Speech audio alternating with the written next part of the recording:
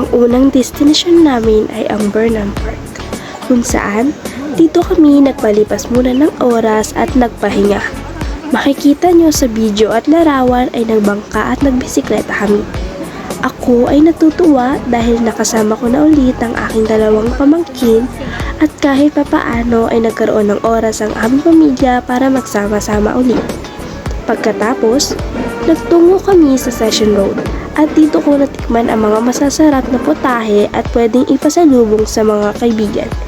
Makakakita ka rin dito ng iba't ibang drawing sa kalsada na ginaganap lang tuwing Sabado.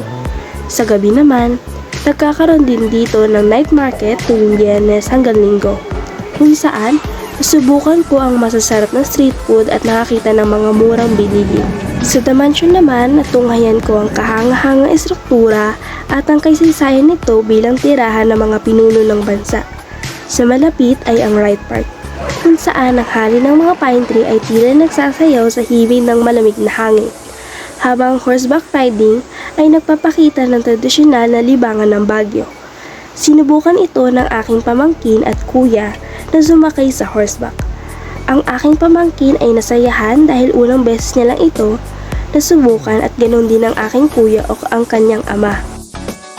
Sa Northern Blossom Flower naman, marami kang matatanaw na makulay na mga bulaklak na tila walang hangganan ay parabang nasa isang paraiso. Ang lugar na ito ay isang patunay na ang kagandahan ng kalikasan ay hindi matatawaran.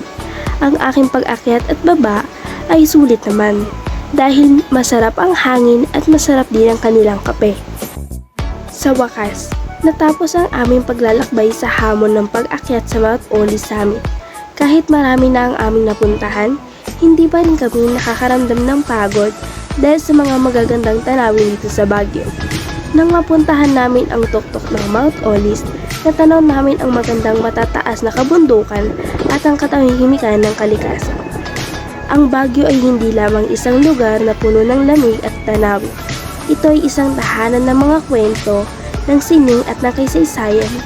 Ang bawat lugar na aking napuntahan ay nag-iwan ng tatak sa aking puso.